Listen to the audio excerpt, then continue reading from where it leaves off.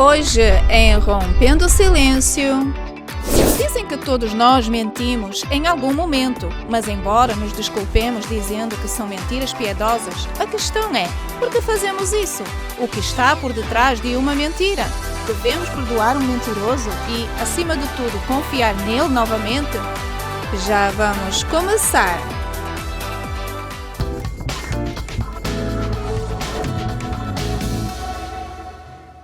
Olá, sejam bem-vindas a mais um Rompendo o Silêncio e hoje trazendo o tema A Mentira. E aí, Sandra, você conhece alguém que mente muito, que fica se enrolando em mentira atrás de mentiras? E depois não sabe sair da mentira, depois se mete em problema, quer voltar atrás, mas já é muito tarde. Exatamente. Existem até pessoas que creem que podem surpreender uma outra pessoa de maneira positiva através de uma mentira.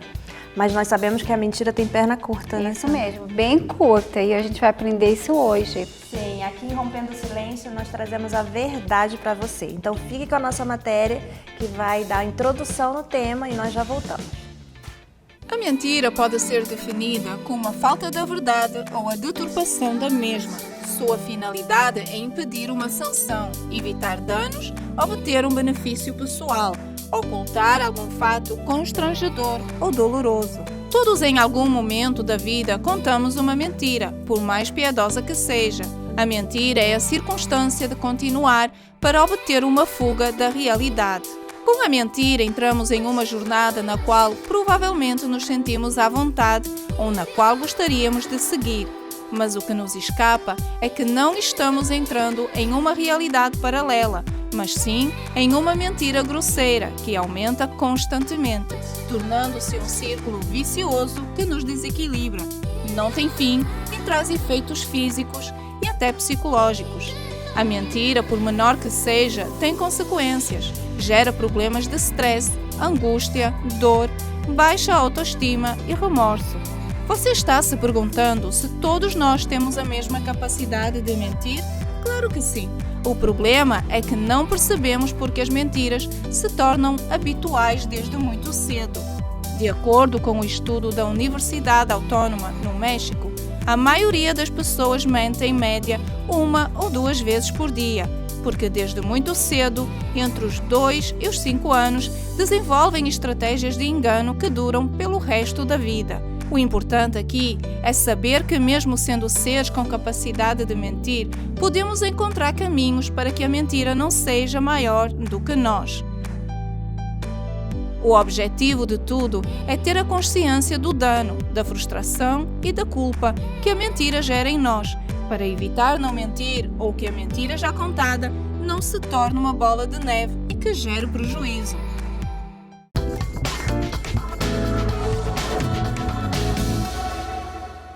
Interessante, né? Como vimos na matéria, o que é a mentira e por que as pessoas mentem. Hoje temos aqui convidados para nos ajudar a aprofundar um pouco mais nesse tema. Temos por Zoom, desde o Brasil, o Dr. Rogério. Queria dar bem-vinda a ele. Como está, Dr. Rogério? Seja bem-vindo. Olá, bom dia. Muito bom poder estar participando com vocês. E com certeza esse tema é bastante relevante aí para nós podermos aprofundar esse conhecimento. Sim. Temos também por Zoom a psicanalista Sinara. Seja bem-vinda, Sinara. Olá, bom estar aqui com vocês. Sim, sim. E para começar a falar sobre esse tema, eu gostaria de ler o significado da mentira.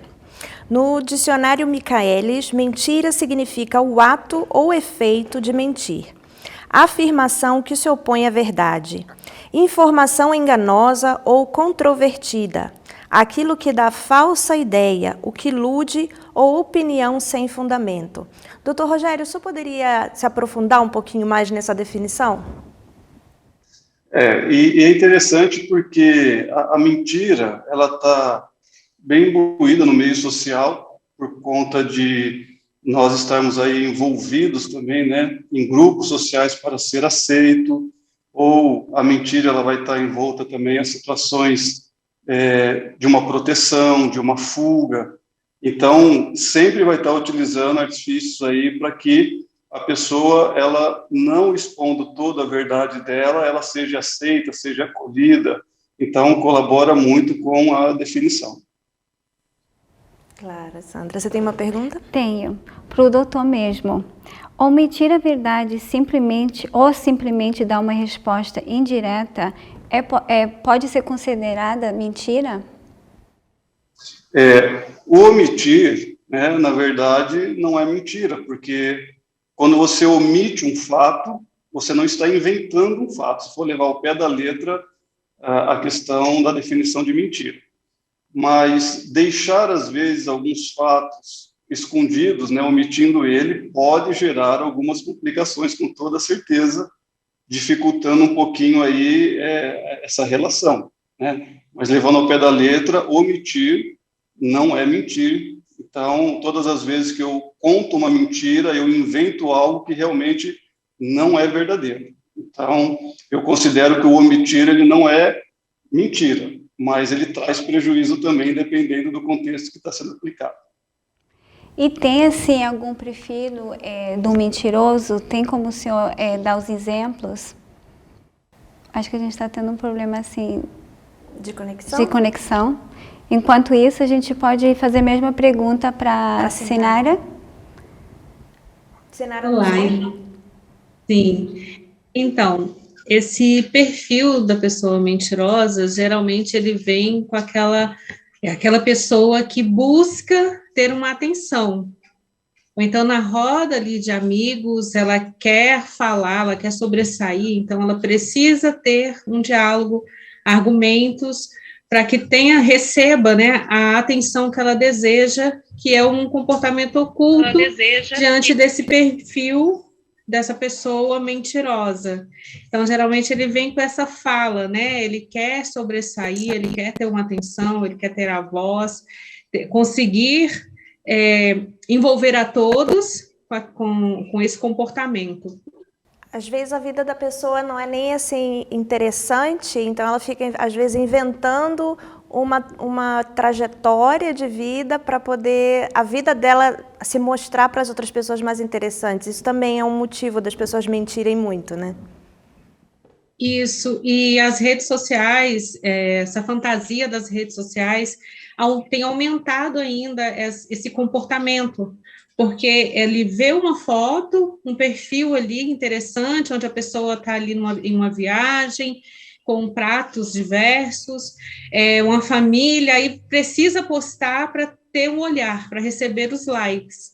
E quando essa pessoa não faz parte desse meio, ela precisa criar também uma estrutura fantasiosa para receber ali o olhar que ela acredita que é verdadeiro, para suprir, né, uma carência das pessoas perguntarem onde você foi, como foi a sua viagem. Aí ela começa a contar e criar fantasias como se ela compactuasse ali, estivesse inserida nesse meio de viagens, passeios, status, quando, na verdade, ela precisa ter uma energia muito maior para conseguir realmente ir atrás e sustentar essa mentira, sustentar essa fantasia.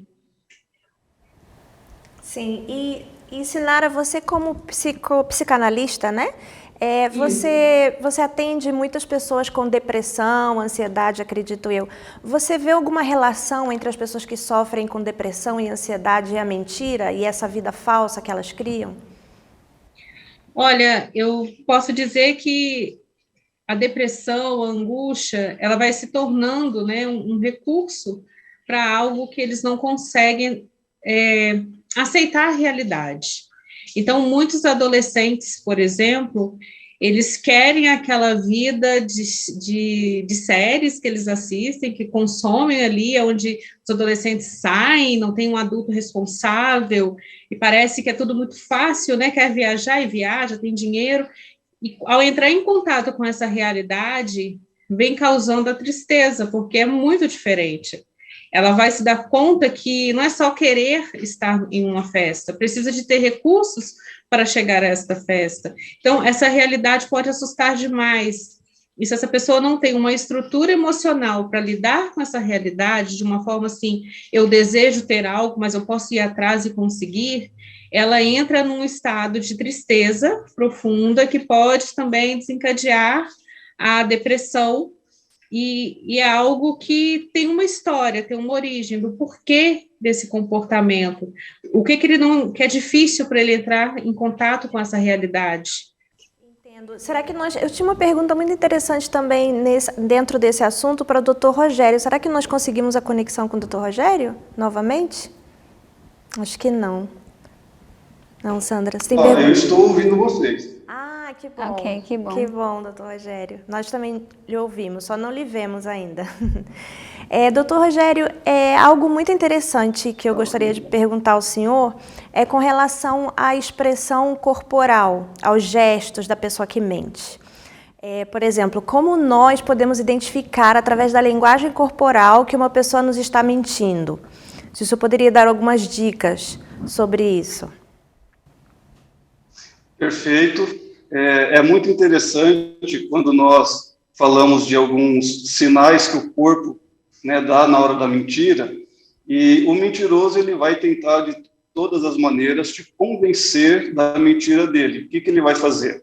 Ele vai olhar nos seus olhos, ele não vai desviar o olhar dos seus olhos, como nós ouvimos, né, que o mentiroso não consegue encarar os olhos das pessoas. Não é verdade. O mentiroso compulsivo, ele vai querer ter a certeza que ele está te convencendo olhando diretamente nos seus olhos. O corpo também vai expressar várias reações durante a mentira. Isso é curioso, porque são microexpressões, são gestos inconscientes em que a pessoa não consegue controlar aquilo, porque a mente sabe que tem alguma coisa errada. Então, por exemplo, você vai num mecânico e aí o mecânico ele quer enganar você falando, por exemplo, que existe alguma coisa de errado no seu motor, ele quer falar que está tudo bem. E quando você pergunta, e o motor está tudo bem? Aí ele esconde a mão nos bolsos.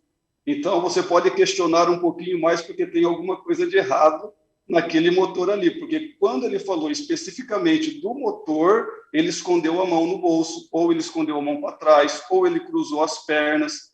São tudo reações que a mente está querendo proteger de uma mentira que está sendo contada. Tá? Então, isso na linguagem corporal.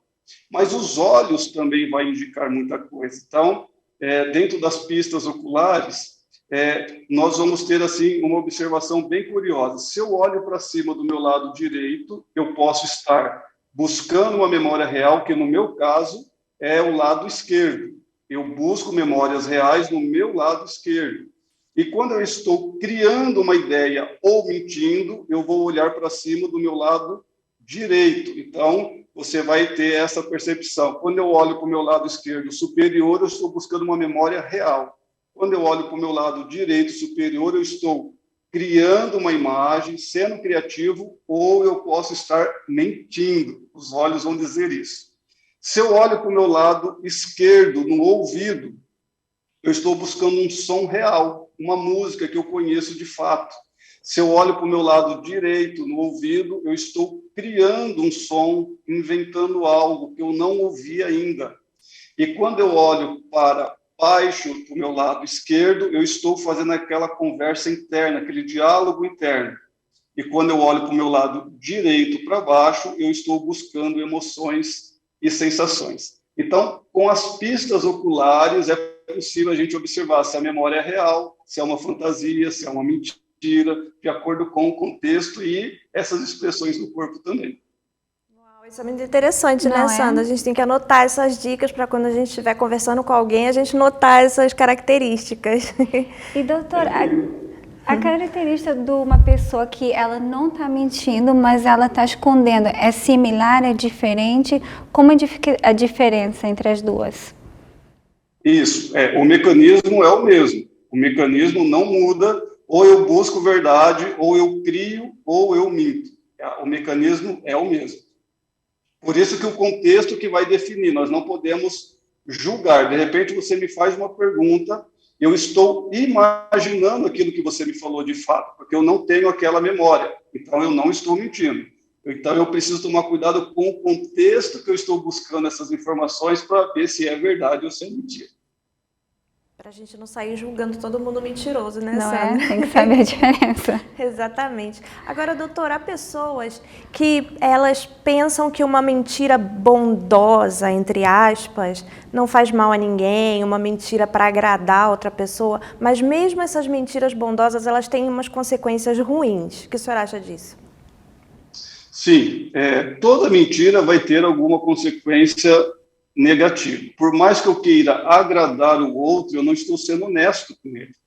Então, em algum momento, essa mentira ela vai vir à tona, porque a hora que eu menos esperar, eu vou acabar soltando aquilo que eu falei de uma maneira que não vai ser da mesma forma. Então, eu posso falar, nossa, você está bonita hoje e tal, e aí passa esse momento, aí um dia está todo mundo discutindo, falando que aquele dia você realmente não estava no seu melhor dia, e aí eu sei que ele fala assim, verdade, eu percebi que você estava com tal situação. Aí você fala, pô, mas aquele dia você falou que eu estava bonita. Então, essas condições aí, a mente nos engana. Sim, é verdade. Tem uma pergunta para o doutor Sandra. E no caso, quando a pessoa, ela acaba sendo assim, as mentiras acabam sendo negativas, a gente vê que isso vem prejudicar outras pessoas. O que o senhor tem para falar disso?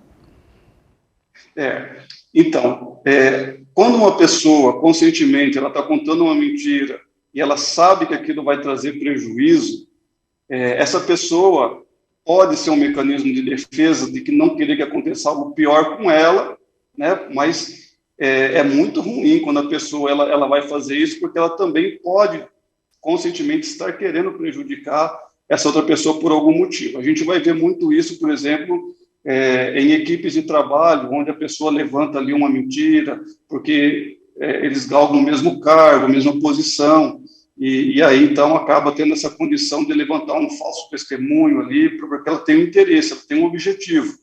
Então, toda mentira onde que a pessoa faz conscientemente, ela é muito perigosa, né? Pode levar a consequências bem desastrosas. Agora eu gostaria de chamar a próxima matéria, que nós vamos falar sobre as doenças da mentira. Fique conosco e já voltamos. Normalmente, uma pessoa que se esconde atrás de uma mentira é porque sente um medo enorme de ser rejeitada se contar a verdade. É por isso que a cada dia há mais pessoas que mentem sobre a sua situação econômica, profissional e até familiar. Mas quando uma mentira se torna parte da sua vida, talvez você tenha se tornado um mitomaníaco ou um escravo da sua própria mentira. Mas o que é a mitomania? É um distúrbio comportamental em que as pessoas que sofrem com isso são viciadas em mentir. Segundo o Dr. William Stern, psicólogo da Universidade da UCLA, que tratou várias pessoas com esse problema, ele considera que o mitomaníaco busca a aceitação dos outros com os seus enganos, compensando os seus baixos níveis de autoestima. Além disso, o mitomaníaco se esconde na mentira, porque a verdade o prejudica. Portanto, se o seu parceiro ou alguém próximo a você descobrir que você está sempre mentindo, mesmo que em algo pequeno, tenha muito cuidado, pois você está lidando com uma pessoa mitomaníaca que terá que procurar ajuda psicológica em qualquer momento.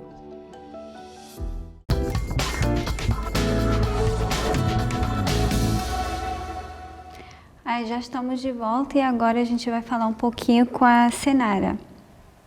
Você tem alguma pergunta, Valéria, para ela? Sim, Sinara. Sinara nos ouve?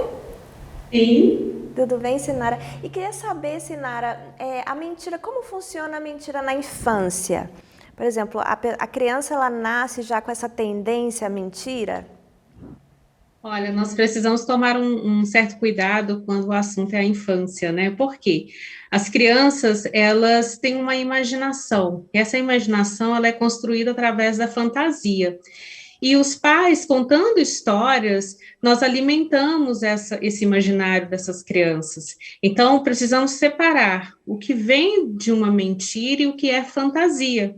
Porque muitas vezes a criança está contando ali uma história talvez é uma história de desejo, né, algo que ela gostaria de ter, e aí ela fala que tem tal brinquedo, um exemplo, né, eu tenho um brinquedo, eu ganhei, ou então eu viajei para tal lugar, é uma fantasia. E às vezes os pais já começam a ouvir esse tipo de história e entende que, nossa, meu filho está mentindo, ele está tentando me enganar. É muito comum acontecer episódios assim, fantasiosos, né? A criança está fantasiando ali essa situação, aonde ela acredita nesse imaginário. Como que os pais podem ajudar a entender o que essa criança está precisando? Porque quando, no comportamento infantil, há muita reincidência ali, que a criança está falando, está contando, é necessário entender o que ela está querendo dizer, porque às vezes é uma criança criativa e entendeu que quando ela começa a contar histórias, ela tem a atenção de quem está à sua volta. Então ela usa isso como um mecanismo para receber esse olhar. E cada ambiente onde a criança está inserida, seja na escola, em casa, por meio dos seus pares, né, os amigos, é importante entender o que a criança está querendo dizer quando ela começa a contar e criar uma história, para não somente chegar já julgando, né, você está mentindo, aí lembra daquele parente que recebe esse rótulo e fala, está mentindo igual fulano, e eu tenho medo, aí os pais começam a punir esse filho com base nos medos e referências que eles têm produzidos aqui em sua memória, a respeito da mentira, e como, na verdade, a criança está apenas ali contando e reproduzindo parte dessa fantasia. E a que idade que os pais devem de ensinar essa diferença, começar a ensinar essa diferença? Olha, eu não digo que uma idade para ensinar essa diferença, mas às vezes os pais, eles têm um comportamento que contribui para episódios, para a criança, na autodefesa, criar uma fantasia. A criança começar a ter um comportamento onde ela entra em um mundo para tentar se autoproteger, ou então a proteger os pais dessa decepção. E eu falo que nós não devemos interrogar nossos filhos, começar, fala a verdade, talvez você viu que seu filho deixou lá os brinquedos jogados, aí chega e pergunta, criança, foi você que deixou o brinquedo jogado lá na sala? Ele vai lembrar da sua reação, poxa, eu não obedeci o meu pai, eu não obedeci a minha mãe, então ele automaticamente vai falar, guardei, só que, na prática, isso não aconteceu. Aí os pais vão lá, ver os brinquedos esparramados e começam, tá vendo, você está mentindo de novo, fala a verdade, fala a verdade. E o cérebro com medo, a reação dele é 8 ou 80, né? Ou corre ou ataca. Então é necessário que os pais tenham esse acolhimento. Se você percebe que seu filho não reagiu de uma forma positiva a um comando, a um pedido, é necessário fazer uma mudança de abordagem. Filho, lembra que eu te falei para recolher os brinquedos, para guardar no local adequado? Faça isso. O comando e a escuta da criança vai ser diferente. Até porque ele pode levar esse comportamento para a vida adulta, né? Quando ele tiver uma situação difícil em que falar a verdade, ele vai ter consequências graves, ele já aprendeu lá na infância que mentindo ele consegue se sair melhor, né?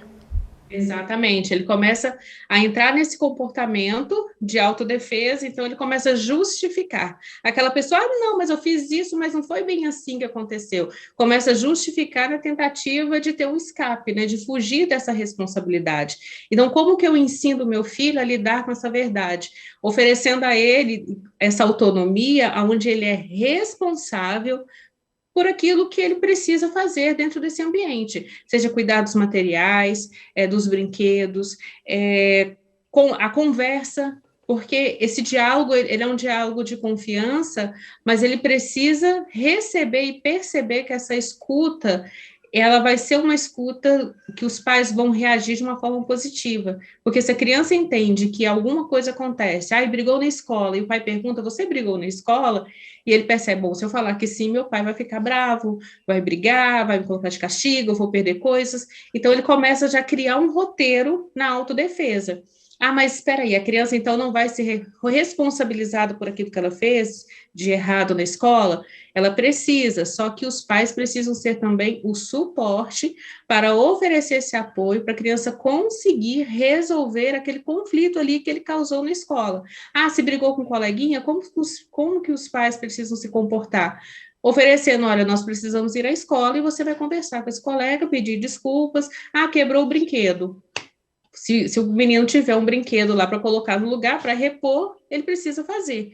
Então, é esse reparo, e não apenas ficar falando, tá vendo? Eu já falei 1000 vezes, você não aprende, é sempre assim, todo dia a mesma coisa. E a criança vai tentar fazer alguma coisa para os pais não ficar com essa decepção, com essa imagem ruim deles mesmos.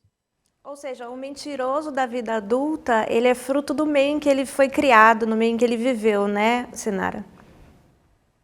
Em alguns casos, sim, eu falo que eu coloco uma questão, cada um vai ter uma história, né? O que aconteceu para ele se tornar esse mentiroso, desenvolver algumas patologias. Então, é preciso pegar cada indivíduo e entender o que ocasionou, o que aconteceu para desenvolver, desencadear essa mentira. Pode ser que ele perceba que, bom, só contando uma mentira que os pais chegam e olham para essa criança, que tocam, né, falando, fala a verdade, mas espera aí, tá tocando com agressividade, ainda assim ele quer essa agressividade, mas é só isso que acontece, o toque dos pais. Então, é uma forma que ele tem de pedir ajuda, né, diante de um comportamento, mas a reação do adulto com relação à mentira, o que fazer quando acontecer, é extremamente importante. Os adolescentes, por exemplo, falam assim, mas se eu falar a verdade, meus pais não deixam, então eu vou lá e faço. A questão peraí, você fala a verdade, mas não quer dizer que o seu pai vai deixar, sua mãe vai deixar você sair para tal lugar, porque você falou a verdade. Você fala a verdade porque você precisa entender o compromisso também, o autocompromisso com você, a autoproteção. Aonde você está querendo passear? Onde é essa festa? Então, por que os pais não deixam você ir em tal lugar? Então, tudo isso está envolvido também, porque a verdade, ela, de uma certa forma, vai promover ali um processo de acolhimento. Eu estou protegendo você. Mas como que, na prática, essa criança, esse adolescente, pode entender essa proteção? Porque, às vezes, fala assim, meus pais não deixam fazer nada. Mas como elaborar de uma forma para ele sentir essa confiança também de chegar e conversar com os pais? De falar dessas vontades, desses desejos. Então, cada indivíduo aí que passa ou se desenvolveu alguma patologia, é necessário entender o contexto, né, desse ambiente familiar para buscar também até mesmo um tratamento. E a gente falou sobre o lúdico, você estava falando sobre o lúdico da criança, né? Que os pais também não podem cortar o lúdico, que é uma coisa saudável no desenvolvimento da criança. Mas a mentira também não pode ser uma fuga, um escape assim da realidade, se isso continua com o decorrer da adolescência, a juventude e a vida adulta? Com certeza. Existem as pessoas que criam essas histórias, esses roteiros. Se eu falar que eu estava com uma pessoa que está na mídia, se eu falar que eu conheço fulano, se eu contar a história, falar, olha, fui ao shopping e me deparei com tal artista, então tiramos fotos, conversamos, ele quer vir à minha casa. O que isso traz para esse indivíduo? O que isso traz para essa pessoa? Ele vai ter um lugar de destaque, ele vai receber o olhar. Ele vai ter ali aquela sensação de importante, eu sou importante, eu estava com alguém que me fez me sentir importante. Então, essa fuga, essa fantasia é justamente para nutrir aquilo que falta. Né? Então, e cada um vai elaborar esse pedido de alguma maneira. Então, com certeza, essa fantasia, quando ela não é bem trabalhada na infância, pode desencadear aí esses outros, né, comportamentos que as pessoas conduzem em suas vidas, a fim de ter esse olhar, de ter essa atenção, ou até mesmo tirar proveito das situações. E o mentiroso, ele sempre mente para obter vantagens? Ou existe aquele mentiroso que mente por mentir? Sem ter que obter, não tem nenhuma vantagem em mentir, mas mente porque quer mentir? Olha, sempre tem uma vantagem, sempre tem um motivo, né? Alguns, eles têm aí eles vão querer um retorno financeiro, tem uma vantagem financeira aí. Outros é essa questão de receber o olhar, de ter um destaque, de entrar no imaginário da outra pessoa para ter, poxa, aquela pessoa, ela é bem-sucedida, você viu com quem ela estava? Aí realmente encontra, né, com alguém famoso, tem um status, tira foto, passei em tal lugar, dirigi tal carro, ela está recebendo algo em troca, né? Então, ela está querendo ter um benefício, e às vezes esse benefício ele vem muito para aquela questão, vou tirar vantagem sobre a outra pessoa, iludindo, contando uma história para eu ter um retorno também financeiro, usando o imaginário do outro, tentando convencer o outro de algo que é muito importante, você vai conseguir tal coisa se você fizer isso, e na verdade é o proveito próprio, ele só está enxergando o benefício próprio diante dessa mentira que ele está contando. Sandra tem uma pergunta para a doutora? E também assim, ainda com o senhor Rogério, vamos pôr assim, a criança quando ela já é compulsiva, fala assim a palavra? Mentiroso compulsivo? Compulsivo, quando ela já é assim, como ajudar os pais a entender ou dar tips a eles, como eles podem ajudar essa criança? Que já chegou a esse ponto que eles não sabem como controlar isso. O mentiroso compulsivo ele é diferente de quem mente para ter alguma vantagem. O mentiroso compulsivo, ele vai mentir por qualquer motivo, mesmo que aquilo não vai gerar nada para ele. Tanto que é um transtorno. Então, dentro do transtorno é igual qualquer outro transtorno. Então, a pessoa, por coisas simples, você sabe que ela está mentindo e ela continua mentindo. Então, quando a criança ela começa a desenvolver esse comportamento de tudo ela contar mentira, e os pais sabem quando está contando mentira. Não adianta fazer vistas grossas, né? Todo pai conhece o filho. O que falta é, como a Sinara falou, está faltando aquela condição de estarem juntos, de estarem naquela comunhão, naquela afinidade. Então, alguns delegam essas funções para outros e não querem perceber, querem fazer vistas grossas. Mas o interessante tá tendo essa mentira compulsiva, por qualquer coisa está mentindo, está criando qualquer situação, essa pessoa precisa de ajuda, ela tem que fazer uma terapia, né, uma psicoterapia, para que ela entenda aquilo que está acontecendo, para que, de fato, ela compreenda que permanecer naquele comportamento é inadequado e vai trazer muito prejuízo. Como o senhor falou, é um transtorno, né? São os mitomaníacos, né? Como que é feito esse diagnóstico? É através da terapia? Como que se pode fazer esse diagnóstico na vida adulta? Ou até mesmo se já se pode ser feito esse diagnóstico na infância? Sim, desde a infância pode acontecer, mas vamos considerar, é um trauma. Então, vamos levar lá em consideração o início de que foi falado da criança. Então, houve um trauma, houve uma condição emocional ali onde ela contou uma mentira e aquela mentira foi tratada de uma maneira desproporcional ao peso dessa mentira, trazendo aí prejuízos. Por exemplo, apanhou de uma maneira muito violenta, gritou de uma maneira muito intensa e a criança não tinha aquela condição. Isso pode gerar um gatilho que pode, a qualquer momento, desencadear esse transtorno. A gente não tem, né, uma questão fisiológica, biológica para o transtorno do mentiroso compulsivo, mas tem os traumas que vai acontecer na primeira infância, com toda certeza, e vai colaborar para a vida adulta. Os pais vão perceber a mentira, claro, com toda certeza. E aí o profissional ele vai validar isso através do processo terapêutico. Ele vai conseguir, trabalhando com essa pessoa, essa criança ou adulto, não importa, ele vai perceber. E quais são algumas maneiras de se perceber isso? Por exemplo, o mitomaníaco ele vai assim contar mentiras sem sentir culpa. Ele não sente culpa. Ele vai inventar história, ele vai fazer tudo o que ele tem que fazer e ele não tem medo de ser descoberto.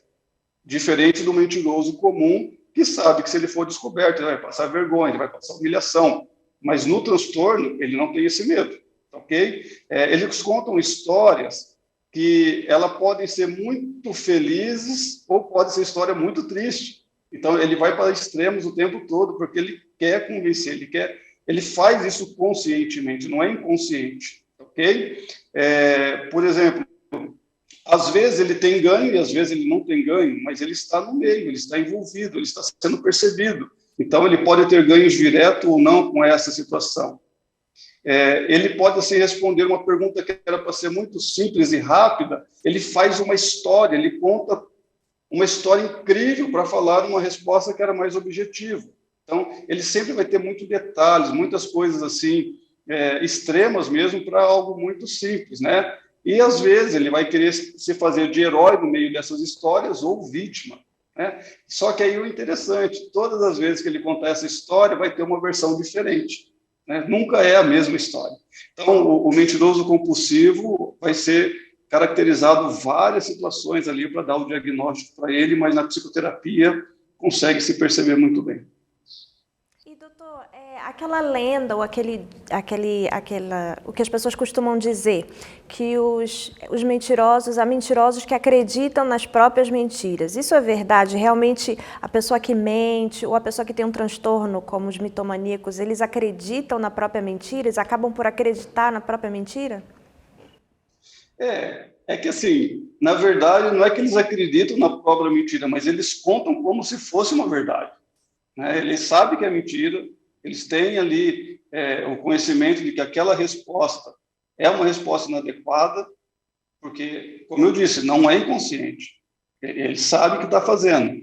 Só que, assim, é curioso, porque nessa condição aí, ele vai fazer o que precisa ser feito para que ele se sinta aliviado, porque é uma compulsão, de fato, é algo assim que vem de um instinto. Então, ele tem que validar aquilo de uma maneira que a pessoa acredite. Então, ele vai tentar de todas as maneiras, usar todos os métodos de persuasão para que aquilo vire verdade. Essa questão do mentiroso se convencer a si mesmo é muito interessante quando nós fazemos um pequeno teste. Então, se você olhar no espelho, por exemplo, e você tentar mentir para você, você tenta fazer isso depois, e quem está nos assistindo, faça esse teste também. Olhe para o espelho e tenta se enganar. Você não se engana. Você vai perceber que a sua mente mesmo, o seu inconsciente vai falar, pô, você está de brincadeira falando isso para mim. Então, aí a pessoa, às vezes, ela é treinada na frente desse espelho para que ela conte aquilo e ela convença a outro. Então, talvez é dentro dessa linha que todo mentiroso tenta se convencer, ok? Interessante, né? Não é? E você vê, Valéria, a informação que a gente está recebendo, que as pessoas estão recebendo, é muito sério isso de mentir, não é uma coisa simples. Às vezes a gente escuta a pessoa falar, não, é uma mentira branca, não tem nada a ver, é só uma desculpa, mas vem com muita consequência, traz problema para outras pessoas, pode prejudicar outra pessoa ou a pessoa mesma, até no trabalho, com os amigos, com a família. A das pessoas, né? Perde muita coisa. Então a mentira, ela faz perder muita coisa. Mas vamos mais numa matéria e a gente já volta. A pesquisadora Bela de Paulo quantificou a mentira. Descobriu que as pessoas mentiam 1 ou 2 vezes por dia, pedindo a um grupo de pessoas que anotassem cada vez que mentiam durante uma semana, mesmo quando tinham boas intenções. Das 147 pessoas entrevistadas em seu estudo, apenas 7 disseram que não mentiram. E, claro, imaginamos que estavam dizendo a verdade. Muitas mentiras eram inocentes, até amáveis, como disse que eram muito bonitas, embora parecessem terríveis. De Paulo, a psicóloga da Universidade de Santa Bárbara, na Califórnia, destacou que, na realidade, os entrevistados em seu estudo não sabiam quantas mentiras contavam, em parte porque muitos estavam tão acostumados que nem percebiam.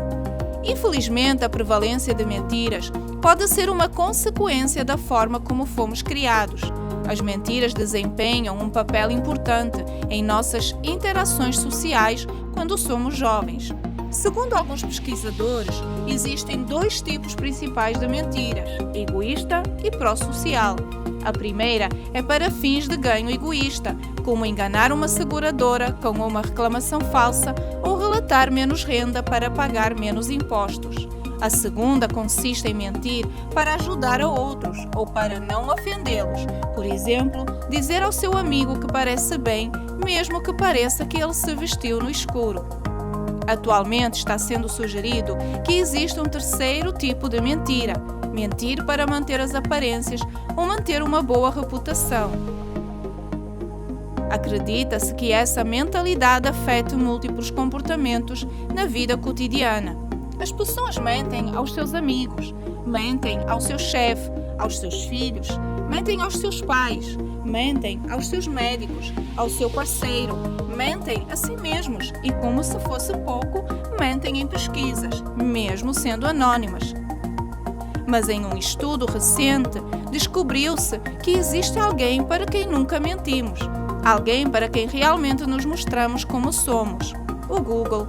Dizemos ao Google o que não contamos a mais ninguém, revelamos os nossos medos e os nossos sonhos mais profundos, através dos 8 bilhões de gigabytes de dados, que em um dia normal soma o total de buscas realizadas na internet.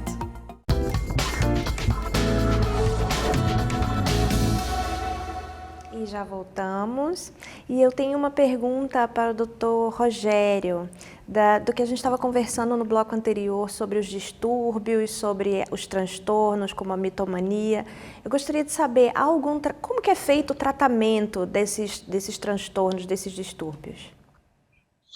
Isso. O tratamento vai ser feito com a psicoterapia, fazendo com que essa pessoa ela possa, então, ter consciência, de fato, ali do mal, né, que ela está causando para ela, principalmente, e o quanto que ela está utilizando dessa mentira no seu dia a dia.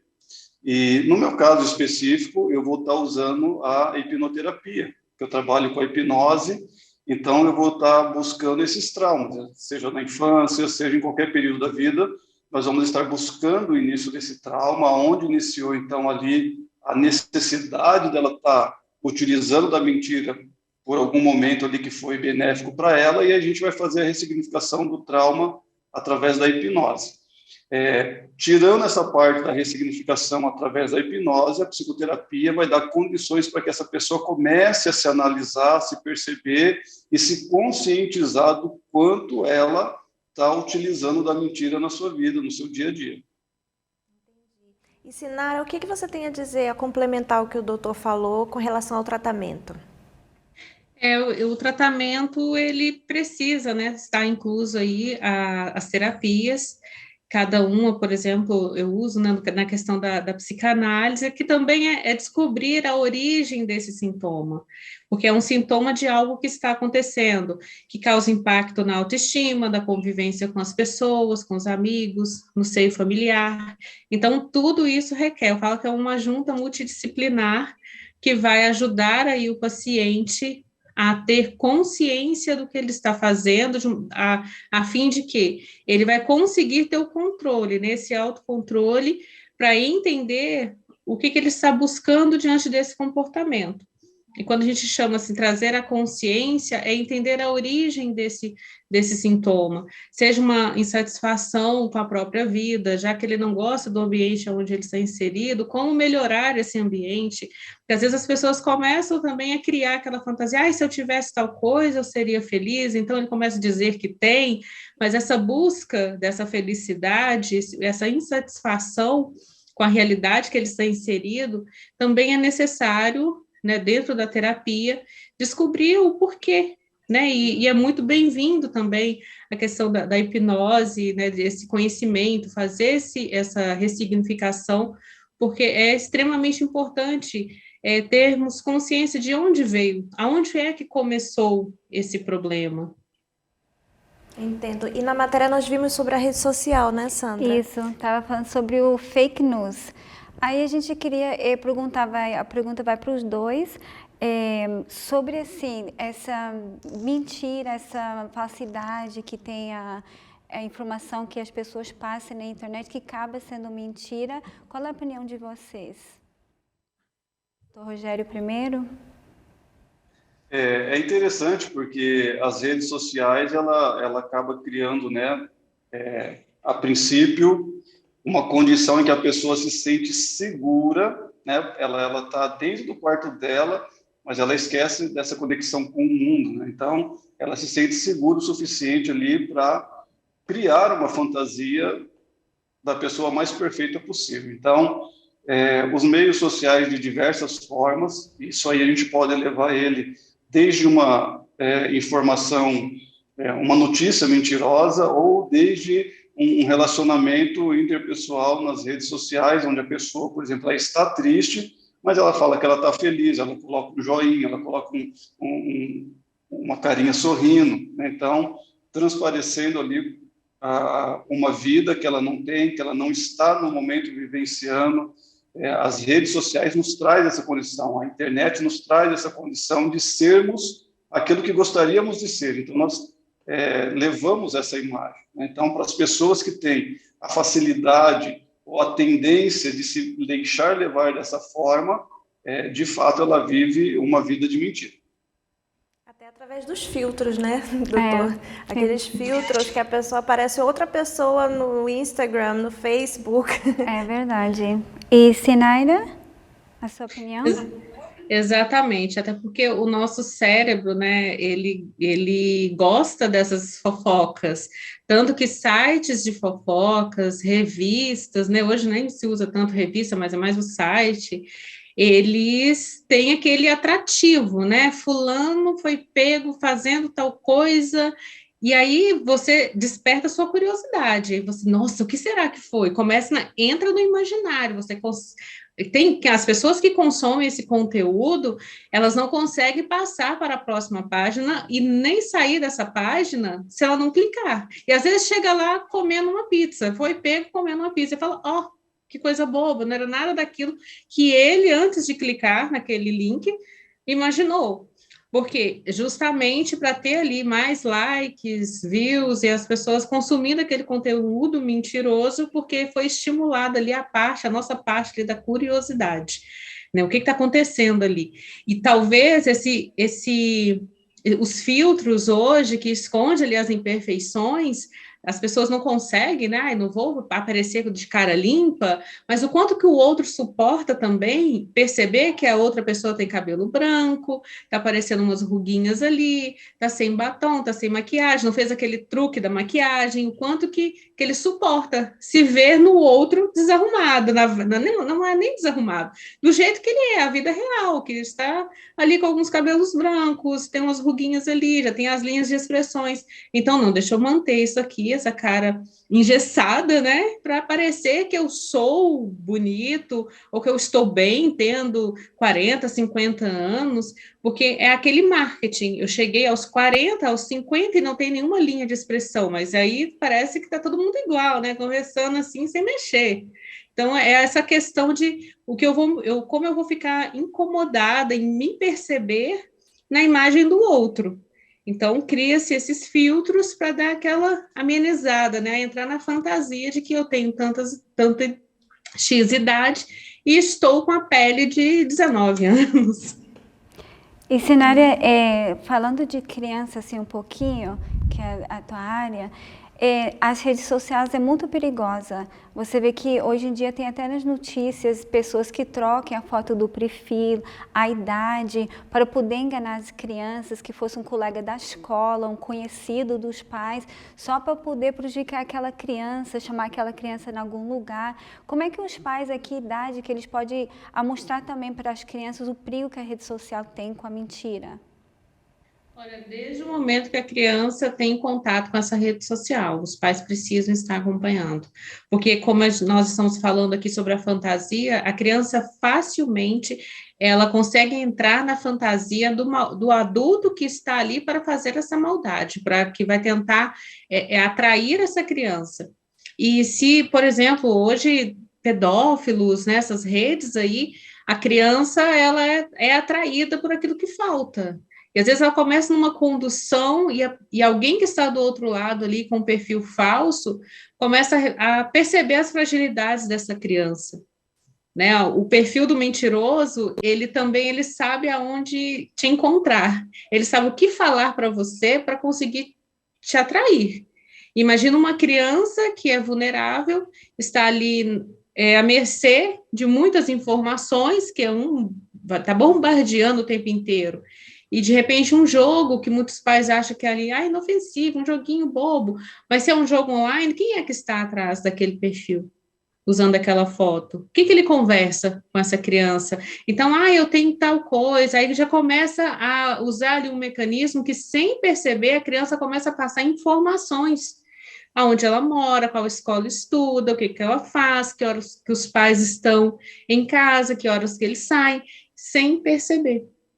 Então, os pais precisam estarem atentos para ter esse contato, né? Ver o que está acontecendo com o filho, se deu ali o celular, a faixa etária de 4, 5 anos, o que essa criança está assistindo, o que está acontecendo ali, porque ela começa também a entrar num mundo muito cedo, muito precoce, cheio de fantasias, né? Assiste ali aqueles vídeos nos canais, onde a família está todo mundo ali brincando, só que o dia a dia dela é diferente, o dia a dia ela está estudando, os pais estão pedindo para ela fazer a lição de casa, tem alguém falando, olha, você está fazendo, está corrigindo, está educando, o dia a dia é diferente. Então, não é adequado deixar a criança tendo acesso a esse conteúdo de uma forma livre.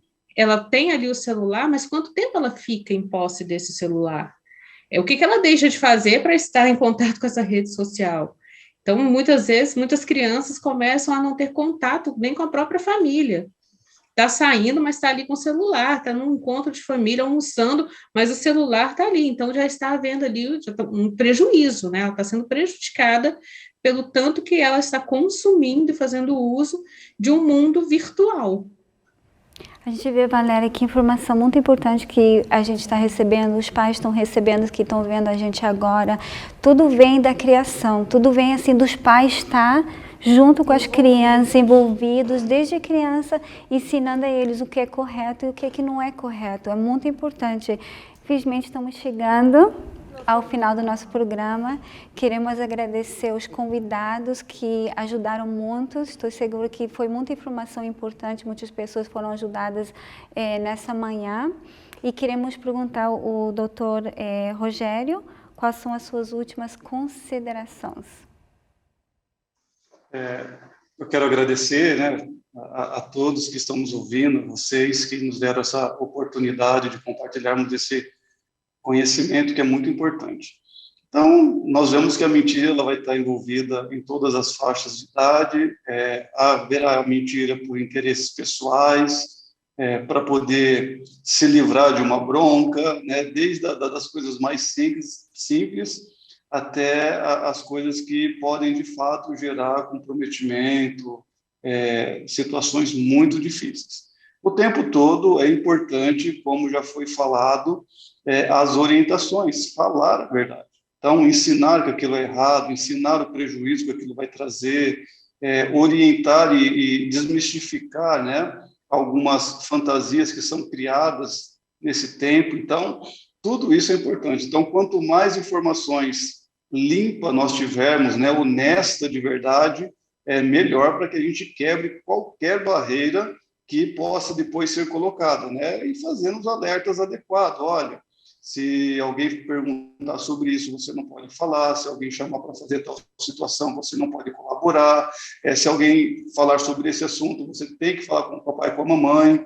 Enfim, fazer as orientações adequadas. Por isso que os pais têm que estar atentos e têm que ser participativos na vida das crianças.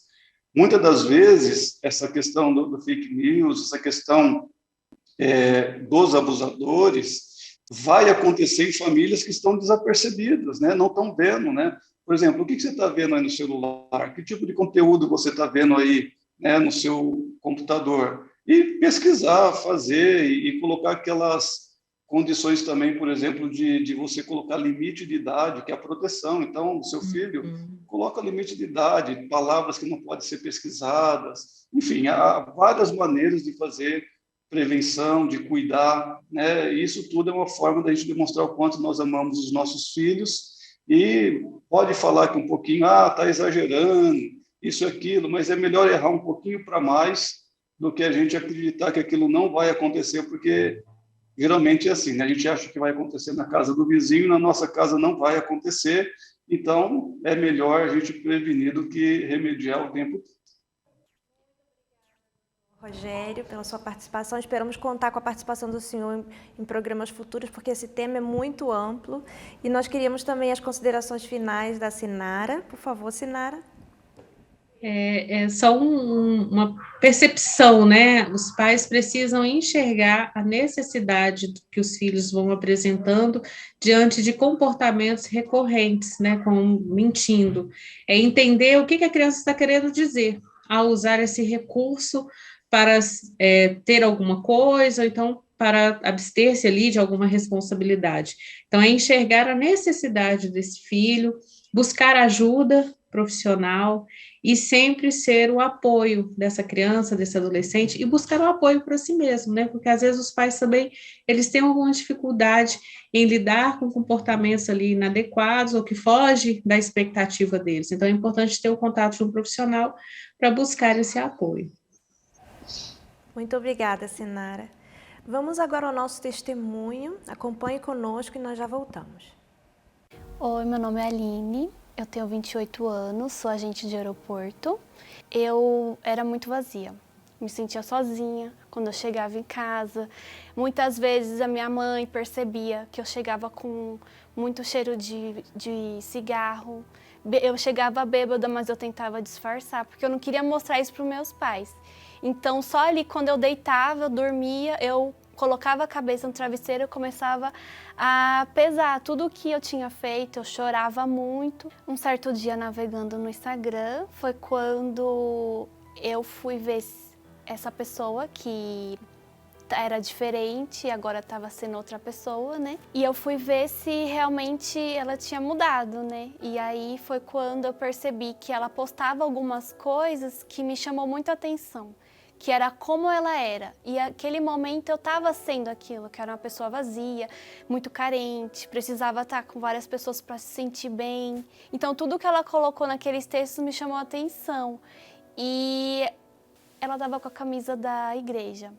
E aí foi quando eu percebi, nossa, ela está na Igreja Universal. E eu era de outra denominação.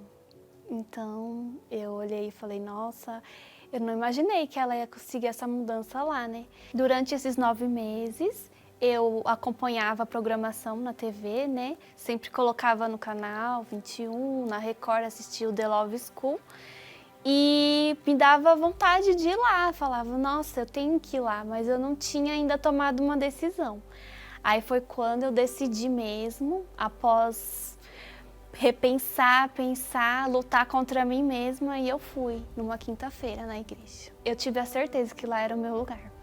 Eu falei, eu procurei em todos os outros lugares e nunca encontrei a explicação que o pastor estava dando naquele dia. Eu nunca ouvi em 4 anos em outra igreja. E aí eu entendi que eu tinha que me entregar totalmente. E foi quando eu me batizei nas águas, após 4 meses na igreja. Aí depois já entrei num grupo na igreja de evangelização, vi quanto era lindo esse trabalho da igreja, que eu nunca tinha visto, assim. E depois disso busquei o Espírito Santo, que era o que eu precisava. Não adiantaria eu continuar sem ter o Espírito Santo, que era a força que eu precisava, era tudo que eu precisava, porque se eu não tivesse o Espírito Santo eu não aguentaria. Eu queria agradecer a todos que ajudam com que essa programação continue, com que proclamem também, assim, né, pelos telhados também, que continue essa programação, continuem ajudando, porque como esses 9 meses foi difícil chegar, e assim, se não fosse a TV para eu continuar acompanhando todas as programações e estar ouvindo que ali era um lugar que eu precisava encontrar o Senhor Jesus, que foi aonde eu encontrei, se não fosse essa programação eu não estaria aqui hoje, eu não estaria falando que Deus transformou a minha vida.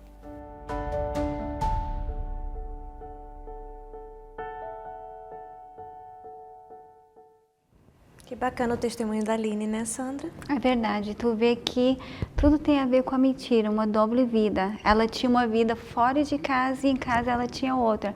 Mas a mãe dela percebia que tinha alguma coisa errada nela. Sim, e às vezes você que nos assiste na sua casa, você tem essa vida dupla, você em casa é uma coisa, na rua você é outra, ou você tem essa compulsão, como nós falamos no programa de hoje, esse vício de mentir. Você começou contando uma mentira pequenininha, e aí para encobrir essa mentira pequena você teve que inventar uma outra mentira, e isso virou um ciclo, Sandra, porque isso vira um ciclo, a pessoa vai mentindo, e ela, de repente, ela já não sabe nem mais o que é verdade na vida dela. E você vê, a gente separou aqui em Provérbios 12, 22. O Senhor Deus detesta os mentirosos, porém ama os que dizem a verdade. A verdade, ela sempre sobressai. E o amor de Deus, ele é muito grande para as pessoas que falam a verdade, porque a verdade, ela faz o bem. Sim, e às vezes a pessoa, como também os profissionais, os terapeutas falaram, que a mentira às vezes começa na infância como uma fuga da realidade, para não pagar às vezes o preço de falar a verdade, mas saiba você em casa que a verdade sempre vale a pena. Mesmo que você tenha que pagar um preço por falar a verdade, ela sempre vale a pena. Deus é com os verdadeiros, Ele é a verdade, né, Sandra? E a verdade, ela traz paz, porque quando a pessoa ela fala a verdade, ela é honesta com os pais e tudo isso, ela sente uma alegria, porque ela está agradando. Sim. Então, tudo que é verdade, ela vem trazer paz, satisfação à pessoa. E é isso que Deus traz, Ele traz essa paz que você precisa. Então, agora a gente quer convidar vocês para fazer uma oração com a gente. A gente convida agora você para poder, por favor, fechar os seus olhos. Disse Jesus: tudo o que pedirdes em oração, crendo, recebereis. Oremos. Meu Deus, entramos agora, meu Deus, nessa manhã, nesse momento na Tua presença. E eu te peço por cada pessoa, meu Deus, que está aqui assistindo esse programa, porque, meu Deus, eu sei que não é por acaso que ela ligou nesse canal nessa manhã e ela viu esse testemunho, ela viu essa palavra, que o Senhor é verdade, que a verdade ela liberta, ela dá paz. E é isso que a gente pede nesse momento para essa pessoa que está sofrendo no casamento, na família, talvez está passando por algum vício, talvez a família dela, e ela já não sabe o que fazer. Meu Deus, envia agora o Teu poder sobre a casa delas, meu Deus, e tira, meu Deus, todo esse mal que está lá, toda a tristeza, toda a angústia. Talvez essa pessoa está, meu Deus, agora com uma enfermidade e ela não sabe o que fazer, mas a Tua mão poderosa está operando na vida dela, Senhor Jesus. Por isso te pedimos por cada uma dessa pessoa que não consegue largar o vício, a mentira, ela quer se liberta disso, ela está numa mentira que ela não sabe como sair, talvez no casamento, talvez na família, e ela não sabe, isso já está perturbando ela, já está tirando o sono dela, mas meu Deus, dá paz a ela nesse momento, mostra para essas pessoas que há o caminho, que o caminho é através do Senhor, e por isso te pedimos por cada uma delas, que a Tua paz entre sobre elas, Senhor Jesus, e dá força a cada uma dessas pessoas para ela poder buscar da Tua presença. Meu Deus, eu entrego elas nas Tuas mãos e te agradeço por cada uma delas, te agradeço por esse programa, te agradeço por tudo, em nome do Senhor Jesus. Amém.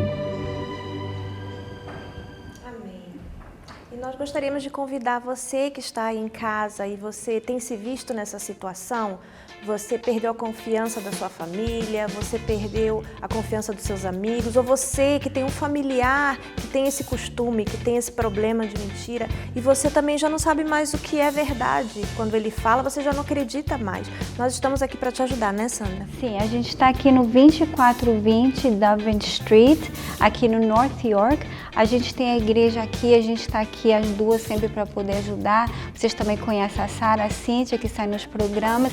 Elas também estão aqui para poder ajudar. A gente tem os pastores 24 horas.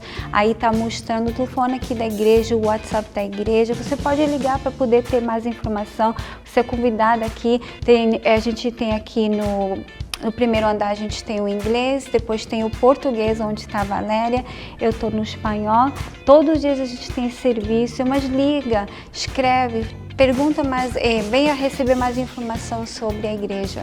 Sim, E se você tem perguntas com relação ao tema de hoje, você gostaria de deixar os seus comentários ou fazer uma pergunta, nosso telefone também está aí na tela, o WhatsApp, você pode também ligar, tá bem? Nos vemos na próxima oportunidade. Isso, e lembrando para vocês, dando informação para vocês, que o nosso programa vai ser sobre o perdão. Se você já tiver alguma pergunta, como eu posso perdoar, não sei, talvez você já escutou a palavra perdão, chamou a tua atenção, você tem uma pergunta, já vai escrevendo aí, já vai perguntando aí no WhatsApp, que a gente vai estar respondendo. Sim, nos vemos na próxima oportunidade. Deus abençoe. Tchau.